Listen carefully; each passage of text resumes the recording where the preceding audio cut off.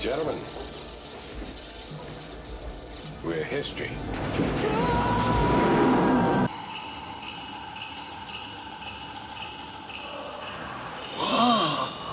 Bill, what strange things are afoot? Overlook Hotel. Whoa, bro, that movie we saw was totally radical, man. I totally got a chub from watching it. I got a rager that could split some damn concrete, bro. What about you? It was bitchin', bro. Absolutely bitchin'. I could see you got a rager too, man. Let's go in this bathroom and see what we can do with them. All right, gang, this is Rudy Land. After a very strange introduction, we saw a film that I'm sure many are interested in because it's one of the few Hollywood releases coming to your home screen and in some cases your local theaters. We saw Dumb and Dumber 2 When Harry Met Lloyd.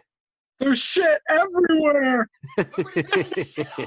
One of the few scenes I can recall myself from that abortion of a movie. Why don't you tell the fine fans what we did see? We saw Bill and Ted Face the Music. Which honestly was kind of surprising. It was just a tick above average, but it really reminded me of the Dumb and Dumber sequel and prequel. But with that being said, it was leagues above what those were, which obviously isn't saying much. I guess we're gonna disagree on this one. Hated it? Yeah, this is a bad film. A very, very, very bad film. Not only is it just a bad film, it's a really bad sequel and further reinforces the theory of never making a sequel to a movie 10 plus years after. Can you think of any time that it worked? Yeah, Blade Runner 2049 is probably the main one that comes to my mind, which came out 36 years after the original. I wasn't a big fan. Maybe I drank too much or smoked too much, but I was kind of lost throughout Blade Runner 2049. Yeah, I absolutely loved Blade Runner 2049. Yeah, when you look at all the examples, it's a really damning statement of just kind of some things just kind of you need to let them alone, just let them be the time capsule they are. Or make the third sequel in 1995 at the latest. Oh yeah, I mean, I think you probably could have made this movie in I think 2005, maybe at the latest, and then it probably could have worked. But yeah, they waited way, way too fucking long to make this movie. This is so overused, but this movie is just fucking nonstop cringe. It is just, it was brutal for me. It looked like a fucking sitcom. Oh, wow. Yeah, the special effects looked worse than the ones from the previous two movies, which came out 29 and 31 years ago. I have to agree with you there. You didn't like any of the jokes? It was a cringe fest throughout for you? There were jokes? I mean, I don't remember any jokes, honestly. I didn't laugh once in this movie. I feel like I never really knew you, Ted. Oh, that's my fault. I never truly opened myself up to you. The truth is, I looked at you and saw myself. I thought that was mildly amusing, at least. I guess mildly amusing might be something that somebody could get out of this, but it was just a complete swing and a miss for me. And like I said, it looks like a fucking sitcom. It looked terrible to me, just overblown, overexposed, ugly cinematography, because so much is green screen for a lot of the scenes where certain places they go to, space and stuff like that. How it's just, you have to pump so much light onto green screen and blue screen stages that it just looked terrible for me. I got flashbacks big time of Dumb and Dumber 2, the main sequel. And I also got really bad flashbacks of Jay and Silent Bob Reboot. Both of those films are examples of movies that came out way after the previous movie, and they both have these daughter plot lines like this movie. I never watched that. And they both are really depressing because you're seeing these characters and they just look old and fucking creepy, and they're acting the same way they did in 25, 30 years ago. It's really creepy and weird to me. Like both Keanu and what's his face, Alex Winter. Winter. They just, I mean, it's creepy. They, especially Keanu, he looks terrible in this movie. He looks like a fucking pedophile. Keanu Keanu he, Keanu clean shaven is the stuff of nightmares. It's just. He's beginning that phase where men start to look like somebody's aunt as they get older. He looks like a fucking old lesbian in his salmon-colored fucking shirt. That was one of my biggest problems. Why wasn't he wearing like a graphic tee or something, radical? It just looked like he showed up on set and, they just started shooting. Yeah, well, that's what I wanted to bring up is I don't know if you ever saw the Entertainment Weekly promo photos that they did before they shot the movie. It's like... Oh, I have a subscription to Entertainment Weekly. Well, anyway, they were posing in a phone booth, and Keanu had the beard on, super long hair. He had the retro T-shirt on. He looked like old stoner Ted, and it looked perfect. And I don't know what they were fucking thinking with the look of this movie, or even Keanu being clean shaven. It doesn't make sense, especially when they're acting the way they are. I think Keanu completely forgot how to act as Ted. Iron Maiden? Excellent! Liz is right. We have been banging our heads against a wall for 25 years. And I'm tired, dude. I rewatched the previous two movies in the past 2 weeks, and he seems totally lost. It's just awkward. I did feel that throughout. He sort of just felt like Keanu Reeves. He didn't feel like, his character. And even Alex Winter, I mean, I looked it up, and he hadn't acted in a long time, and so he took acting lessons before this because he's been, I think, doing primarily like documentary films and stuff. He was okay. I thought he was better than Keanu in this. Still, it's just they're too fucking old, man. They're just too old to play these characters again. It just doesn't work. Okay. Did the daughters bother you at all? Yes, the daughters were horrible. That was probably the worst part about the movie for me. And I was saddened by that because the girl who plays Ted's daughter is Samara Weaving. Hugo Weaving's niece. Yeah, she's one of my favorite up-and-coming actresses. She was great in Mayhem. She was great in Guns Akimbo, and she was good in Ready or Not. I didn't love that movie, but she was really good. I'm a fan of her, and she's doing all these kind of genre movies, and I'm sure she was really excited to do this movie, but there's nothing for her there. They're playing just the girl versions of Bill and Ted, and it's forced, it's awkward, and it doesn't work at all. And the girl who plays Ted's daughter, it's just... She kept bopping around like she had springs in her shoes or something, like she never stood still for a second. Well, I mean, that's what Keanu did in the previous two movies. He was always kind of swinging his hair and bopping around. So that was a choice that I didn't have access to them. Oh, okay. Yeah. I didn't have access to the old movies. I would have wanted to watch them, but I've seen the original thousands of times on Comedy Central as a boy.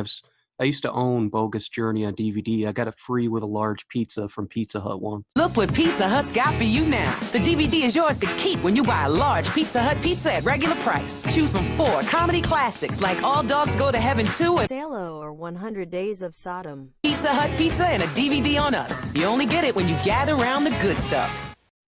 All right. Yeah, and my mind has completely changed on the previous two films. Like, I always used to prefer Bogus Journey.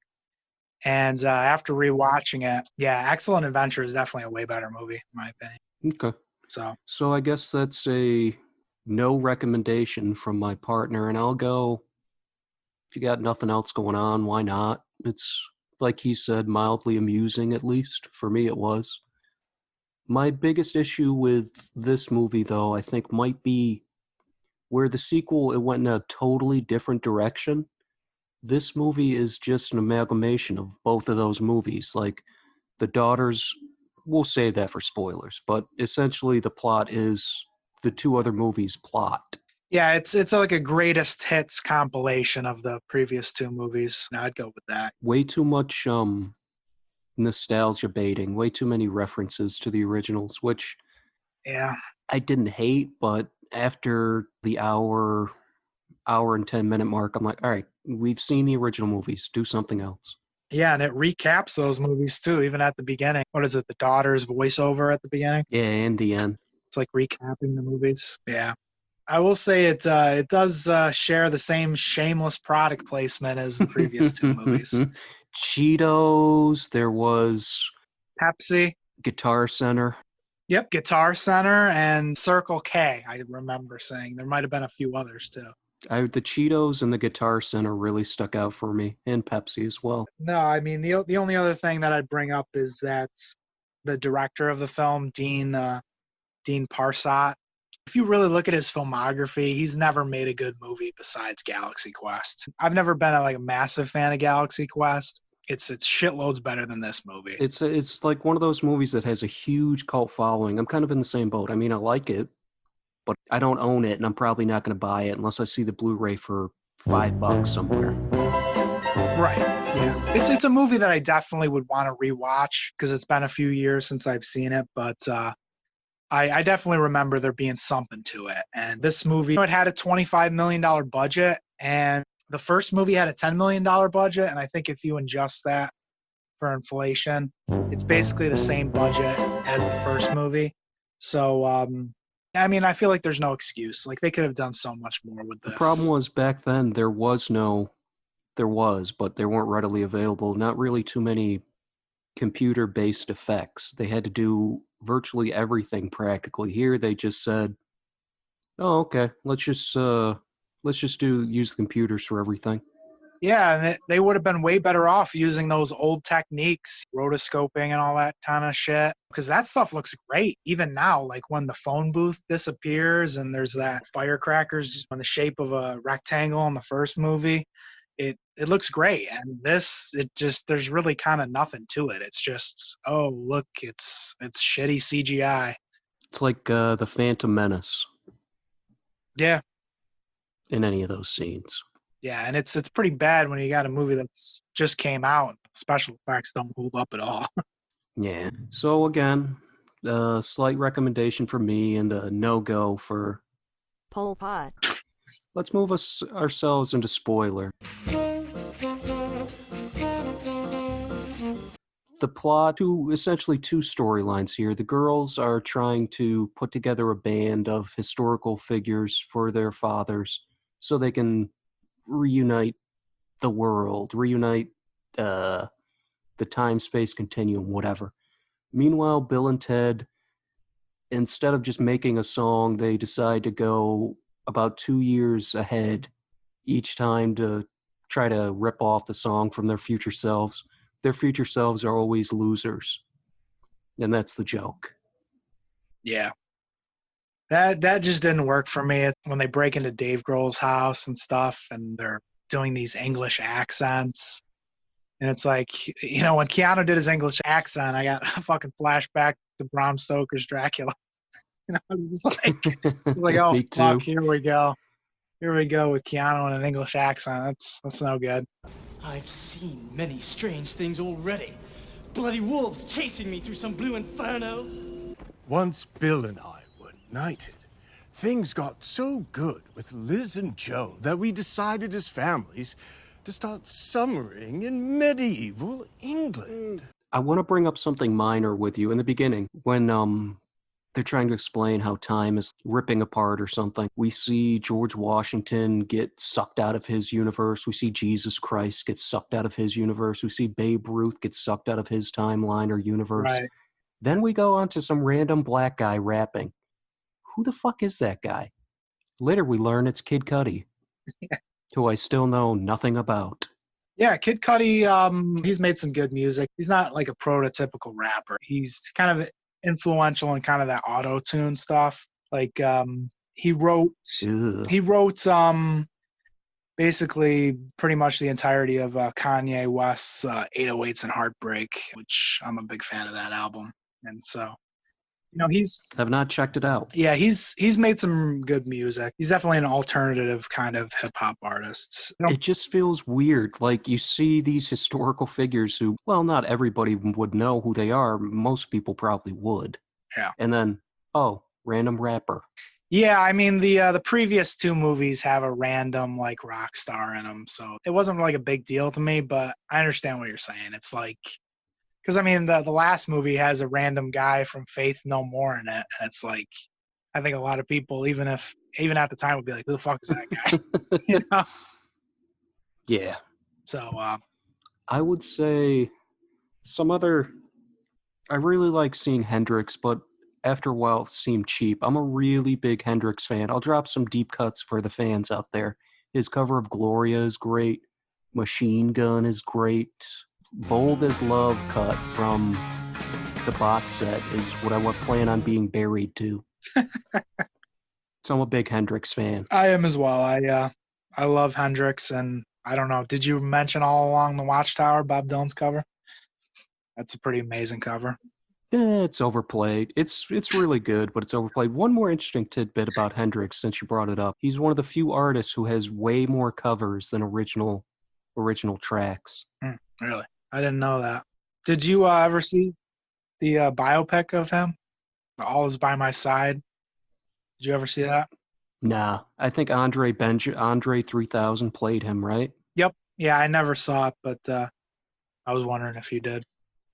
I never really heard any good things about it. Yeah, me too. I never heard good things, and I'm not really a big fan of Andre 3000. They should have got somebody who could really play guitar, you know what I mean? Yeah, I see what you're saying. I mean, he does kind of look like Hendrix, so Yeah, sure. yeah. So This guy, except for being skinny and having an afro, didn't really look like Hendrix at all. no, he didn't, and that brings me to another massive negative. Fucking guy who played. Louis Armstrong. Yeah. Oh my fucking god, he was horrible. He was making this Like, all stupid the face faces the he made. entire movie. Yeah. Oh, Jesus. Yeah, just absolutely brutal.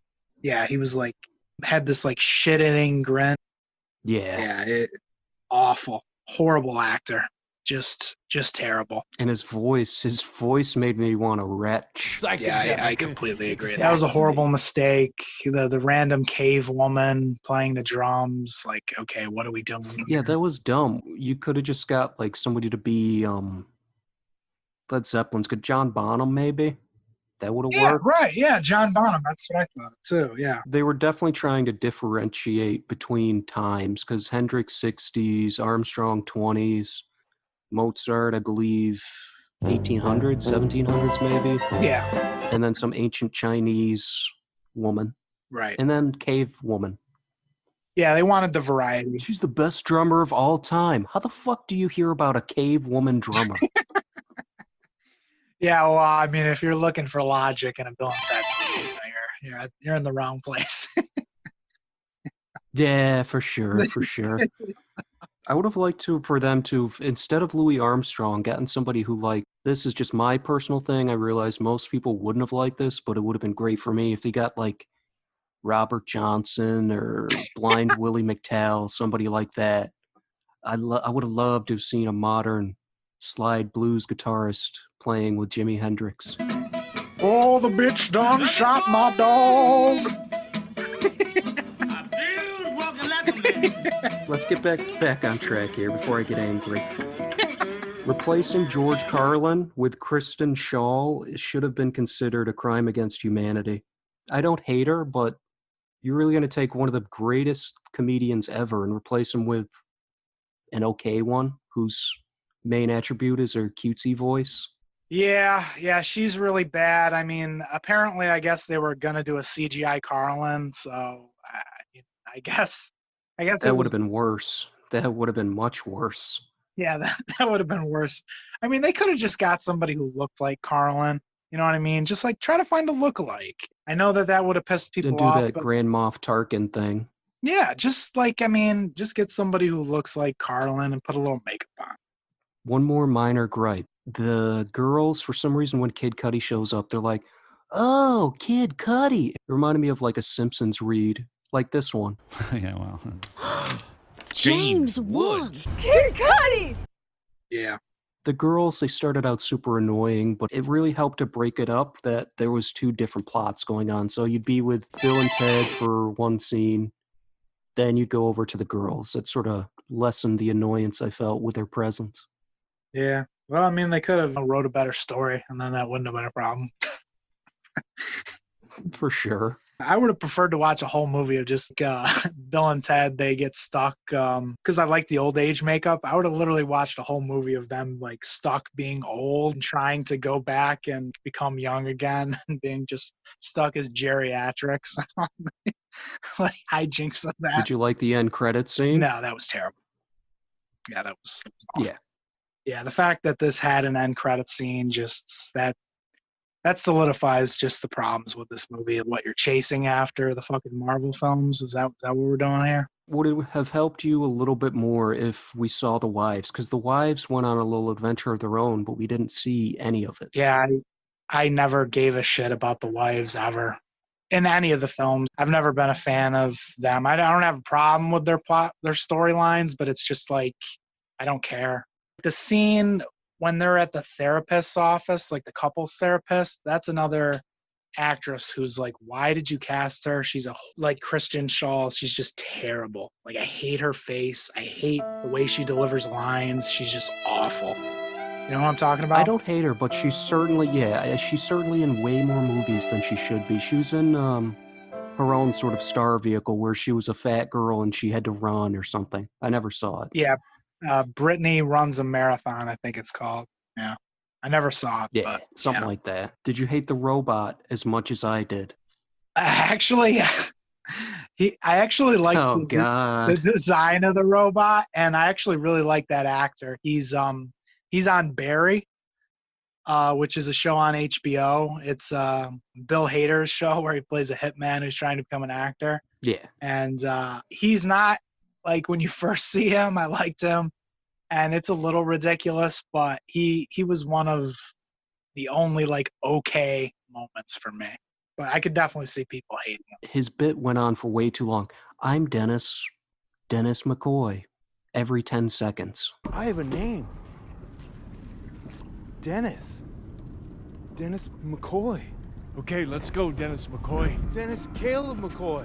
Yeah, well, I mean, that didn't happen till hell, but yeah, that was awful. I was actually trying to figure out, I'm like, is that like a callback to something, the Dennis McCoy thing? Like, I'm very confused on that. Like, why is that funny? What does that mean? I don't know. Is it just supposed to be funny because he hasn't? Yeah, just random humor. What else do you have to say about this film? I mean, I did notice the cameo from the writers. I don't know if you caught that. They play the demons in hell who they ask for instructions from. I didn't notice, but I did note why this conversation's kind of weird. It feels out of place. You know what I mean? Yeah, that was just to be a cameo. They're the original writers from previous two movies, and that gave me a little chuckle. They wrote this one. Yeah, they've written all of them, yeah. Yeah, I mean, paying $20 to rent this. Holy shit. Yikes. I feel bad for anybody who paid $20. Bad call. Yeah. Do you think they jacked up the price because they thought it'd be bad and not do well? Because, I mean, Capone, some of the other movies that we've watched that you had to pay to rent, they were $10 tops. Yeah, well, this is what they call premium VOD. So a lot of the movies like Bloodshot and Trolls World Tour, all those have been $20 to rent. So they're experimenting. They're counting on 2, 3, or 4 people who will watch it. Yeah, I mean, like, if you're going to have quite a few people over, if you're having like 3 or 4 people, then yeah, $20 isn't bad. You figure matinee tickets around $11 and you got a few people, then it's not that big of a deal. But if it's just you watching it, why wouldn't you just wait till it's on Blu-ray and spend the $20 for the Blu-ray and you own the movie? Exactly. Yeah, so that's why I don't think, I mean, maybe for people who don't give a shit about physical media, they can swing that, but like if you buy movies, why wouldn't you just wait the 3 months for it to come out on Blu-ray or DVD or whatever you want? So because you got to cash in on that nostalgia, dog. Yeah, I guess so. That's what we are in, nostalgia pandering, the age of nostalgia pandering. That reminds me of like Force Awakens and this whole just Jurassic World and all this shit. Let's just dig up the fucking past and do the exact same movie again. Yeah. Let's just fucking shoehorn this in your fucking face and take it. It's very disappointing. Is there anything else you want to talk about with the movie? They brought back so many of the original people. Why didn't they bring back the original wives? Everybody but them was the same actor. Well, the wives were recast in the sequel. Oh, okay. Yeah. So they've been different every time. Also, I will say at the end of Bogus Journey, when they're playing the song, they say, "Oh, let me introduce you to Little Ted and Little Bill." So uh, I mean, Now it's they've implied. erased the two boys. Yeah. I mean, they do call them Little Ted and Little Billy and stuff, but I don't know. It's kind of a stretch. Like it seems obvious that they were supposed to be boys in Bogus Journey at the end. So, I mean, it's not a big deal. But it's something you noticed. Yeah, it's like, okay, this is clearly a difference. And it's funny because somebody questioned the writers about that. And they're like, oh, actually, no, we never explicitly say that they're boys. And it's like, dude, what the fuck are you talking about?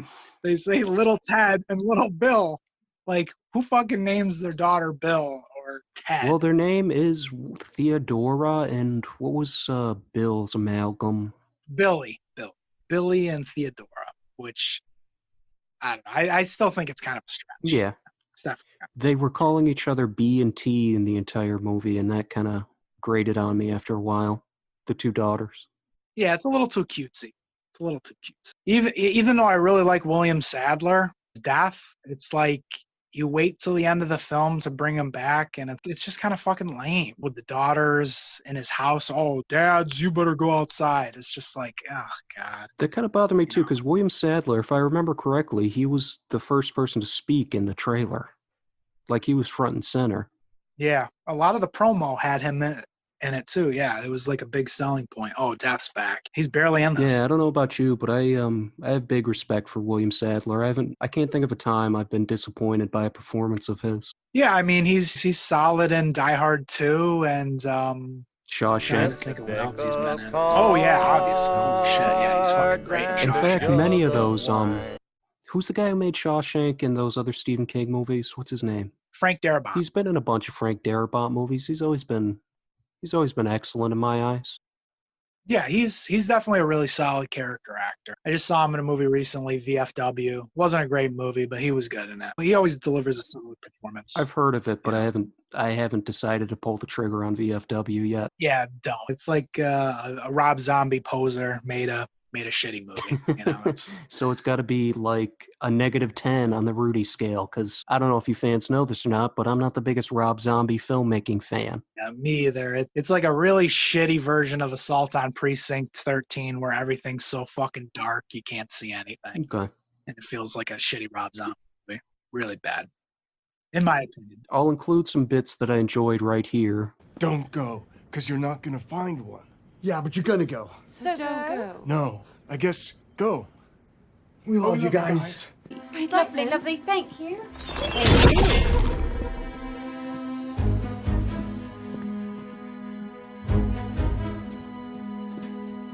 Do you have anything else you want to say about Bill and Ted Face the Music?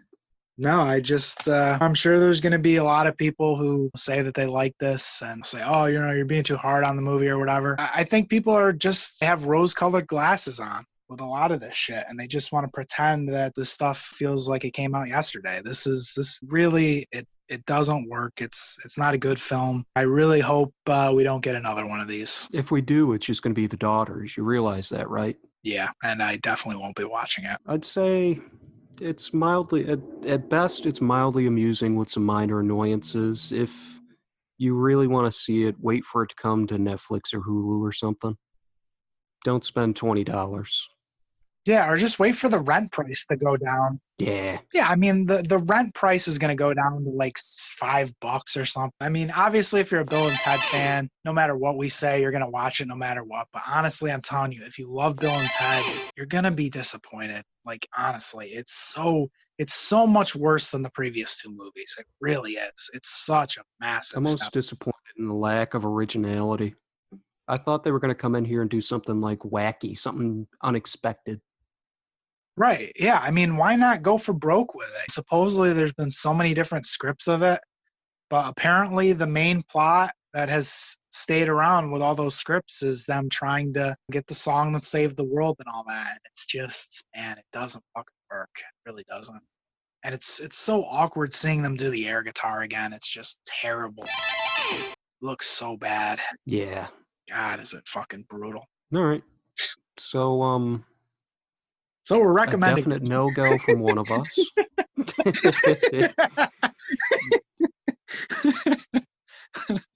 You say that, but like I said, mild recommendation from Rudy. Well, I didn't laugh out loud too much. It made me chuckle here and there. So, if you got nothing else going on, and you feel like waiting a couple months, go for it. Right.